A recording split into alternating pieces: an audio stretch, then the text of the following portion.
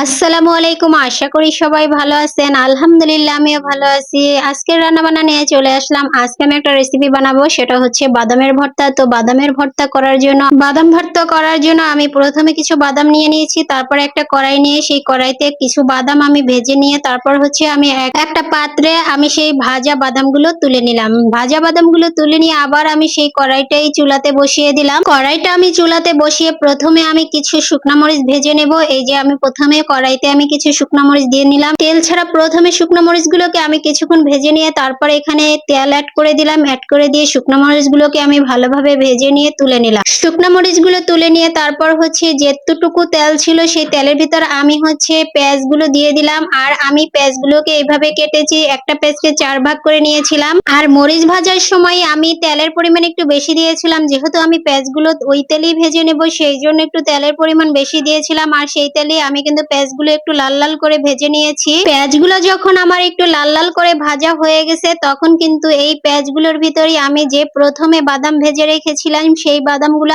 আবার তেলের সাথে এবং পেঁয়াজের সাথে ভালোভাবে ভেজে নিচ্ছি। প্রথমে আমি বাদামগুলো ভেজে নিয়েছিলাম, কারণ হচ্ছে বাদামগুলো যদি প্রথমে একটু ভালোভাবে ভেজে নেওয়া যায় তাহলে পরবর্তীতে আর ভালো করে ভাজার প্রয়োজন হয় না। আর পরবর্তীতে আমি যখন পেঁয়াজের সাথে ভেজেছি এটা একটা অন্যরকম ফ্লেভার আনবে, সেই জন্য আমি বাদামটা পেঁয়াজের সাথে ভেজে নিয়েছিলাম তেলে। তো যাই হোক, এখন হচ্ছে আমার বাদাম এবং পেঁয়াজগুলো ভাজা হয়ে গেছে। আমি হচ্ছে বাদাম এবং পেঁয়াজ ভাজাগুলো তুলে নিলাম একটা পাত্রে। এবার হচ্ছে আমি প্রথমে শিলপাটাতে মরিচগুলো ভাজা যে মরিচগুলো ছিল সেই মরিচগুলোকে আমি বেটে নিচ্ছি। আপনারা চাইলে এই ভর্তাটা অবশ্যই ব্লেন্ডারে করতে পারেন, কিন্তু আমার কাছে ভর্তা মানে হচ্ছে শিলপাটায় বেটে নেওয়ার স্বাদই অন্যরকম। তার জন্য আমি শিলপাটায় এই ভর্তাটা করে নিচ্ছি। কারণ হচ্ছে শিলপাটায় যদি আপনি যে কোনো ভর্তা করেন তাহলে ওই ভর্তাটা খেতে কিন্তু ভীষণই স্বাদ হয়। আর লাস্টে যখন ভর্তা বাটা হয়ে যায় তখন কিন্তু পাটায় বেটে যে ভাতটা খাওয়া হয় সেই ভাতটা খেতেও কিন্তু ভীষণ মজা হয়। তো যাই হোক, আমি হচ্ছে মরিচগুলো বেটে তারপর হচ্ছে ভাজা বাদামগুলোকে আমি এই যে বেটে নিচ্ছি। আর বাদামগুলোকে কিন্তু একদম মিশ করে বাটা যাবে না, কারণ এটা হচ্ছে দানা দানা করে যদি বাদামগুলো বাটেন তাহলে এই বাদাম ভর্তাটা বেশি মজার হয়। একদম মিশ করে বাটলে কিন্তু বাদাম ভর্তাটা খেতে অতটা স্বাদ হয় না, দানা দানা করে বেটে নিলে হয়। তো যাই হোক, আমি হচ্ছে বাদামগুলো এই যে দেখুন সবগুলো বেটে নিচ্ছি। আর আমি কিন্তু বাদামগুলো ছোলা সহই ভেজেছিলাম, মানে উপরে যে লাল আবরণটা থাকে সেই আবরণটা সহ ভেজেছিলাম।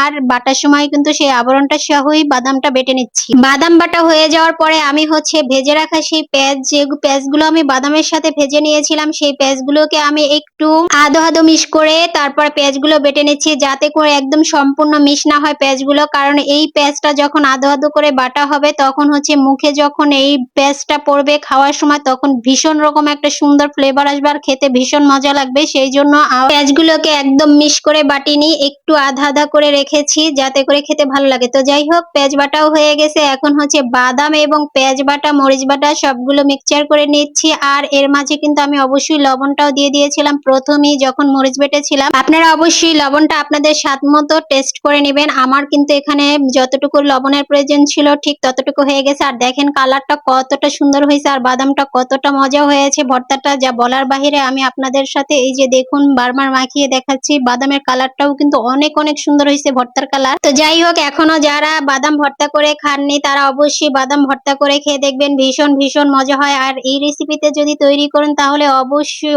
অনেক স্বাদের হবে এই ভর্তাটা যা বলার বাহিরে। তো যাই হোক, আমার ভর্তা বাটা হয়ে গেছে। ভর্তাটা আমি হচ্ছে এখন একটা পাত্রে তুলে নিলাম। আর এই যে দেখুন আমি একদম ক্যামেরার সামনে থেকে দেখাচ্ছি, পেঁয়াজ যে আমি আধা আধা করে বেটেছি সেই পেঁয়াজগুলো কিন্তু এখানে বোঝা যাচ্ছে। এভাবে করে বেটে নেবেন, খেতে ভীষণ মজা হবে। তা অসম্ভব মজা হয়েছিল এই ভর্তাটা। যদিও আজকে আমি পাটায় ভাত মাখা খাইনি, কিন্তু পাটায় মাখা ভাত আমার খুবই পছন্দের। তো যাই হোক, আজকে বাদাম বাটারের রেসিপিটা আপনাদের সাথে শেয়ার করলাম। সবাই ভালো থাকবেন, সবাই সুস্থ থাকবেন।